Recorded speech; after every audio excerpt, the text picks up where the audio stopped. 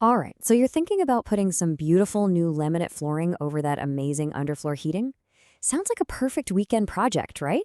But hold on, there's this one tiny hidden layer that can make or break the entire thing. We're talking about the difference between a super cozy, efficient home and a really expensive mistake. Today, we are digging into the super critical but often totally overlooked role of underlay. So let's just ask the question right out of the gate, what's the worst that could happen? I mean, you've already spent the money on that incredible, luxurious warmth from your underfloor heating. You found the perfect laminate to go on top. But if you mess up that one little layer in between, well, you could be looking at energy bills that go through the roof, a floor that, never actually feels warm, or even worse, permanent damage to the beautiful new floor you just installed. It really is true what they say. It all comes down to this. A choice that seems so small, like which piece of foam you put under your floor, can have this huge, massive impact on how well your whole system works. Honestly, it's the one detail you just can't afford to mess up. Okay, so let's start putting the pieces of this puzzle together. Normally, underlay is kind of the unsung hero of flooring, right? You never see it, but it's always there, doing its job, giving you that nice cushion, cutting down on noise, and evening out any little bumps in the subfloor. It's the reason your laminate feels so solid and comfy to walk on. But the second you add underfloor heating into the mix, everything changes. The job gets way more complicated. Now that underlay has to do this really tricky balancing act. It still needs to do all that normal stuff, but it also has to let the heat from your system pass through it and do it efficiently.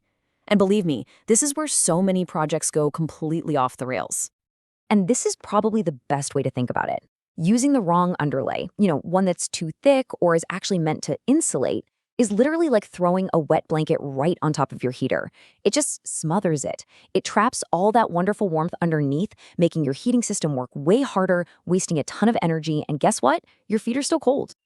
So the big question is, how do you avoid this nightmare scenario? How do you solve this puzzle? Well, the answer is actually pretty simple.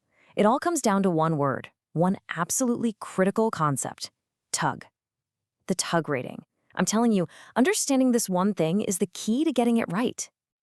Okay, so what on earth is a tog rating? It's just a way to measure how much something resists heat. The higher the tog number, the more it insulates, the more it blocks heat from getting through. Think about your bed comforter in the winter. You want a super high tog rating to trap all your body heat and keep you warm. Well, for underfloor heating, you want the complete opposite. And here it is. This is the golden rule, the one number you have to burn into your memory: 0.5. The tog rating for your underlay has to be 0.5 or less. Anything higher than that, and you're basically just paying good money to heat the concrete under your house instead of the room you're actually in. So yeah, the takeaway here is super simple. When you're talking about underlay for heated floors, lower is always better. You're not looking for an insulator, you're looking for a conductor. You want that heat to travel straight up into your room with as little resistance as possible. And you can see the difference so clearly here, can't you? Over on one side, you've got that high tog underlay acting like a big roadblock, trapping all the heat down below. But on the other side, the low tog underlay is like a super highway for warmth, just letting it flow right up to the surface where you want it. This one choice, it directly affects how comfortable you are and how much you're paying every month. Okay, so we've got the why down. We get the togger rating. Now let's get into the what. What are the actual types of underlay you should be looking for to do this job right? Really, it boils down to three main categories that'll work. You've got your foil-backed stuff, some specific low-tog felt or rubber underlays, and then you have the specialized ones that were literally made from day one just for this job. Let's take a quick look at each one. All right, looking at the chart, you can see foil-backed underlays are a really solid all-around choice. They've got great tog ratings, usually around 0.3 to 0.4. Plus, they act as a moisture barrier, which is a nice bonus. Then you have felt or rubber. These are fantastic for sound reduction, but, and this is a big but, you have to make sure you're buying a low-tog version. And then, for the absolute best performance, the specialized stuff. That's where you'll find the lowest tog ratings out there, meaning the best heat transfer. Okay, so you've done your research, you've picked out the perfect low-tug underlay. Awesome. But don't celebrate just yet, because the installation process itself is just as important. And a couple of simple mistakes here can undo all your hard work. So let's run through the 4 absolute must-dos for a successful install. First up, let those laminate planks just sit in the room for at least 48 hours to get used to the environment. 2. Test your heating system and make sure it's working perfectly before a single plank goes down. 3, and I can't stress this enough, leave those expansion gaps around the edges of the room. And finally, number 4, once everything's installed, turn the heat on slowly. Ramp it up bit by bit each day so you don't shock the flooring. And here's another really important tip. A pro tip, really. Almost every flooring manufacturer will tell you to keep the actual surface temperature of the floor below 81 Fahrenheit. That's 27 Celsius.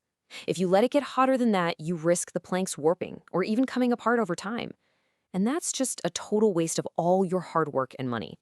Now, all of this naturally leads to the big question: can I just do this myself? And look, while going the DIY route can definitely save you some cash up front, the stakes are just so much higher when there's heating involved.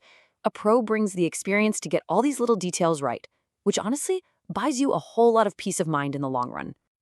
And this old saying just hits the nail on the head, doesn't it?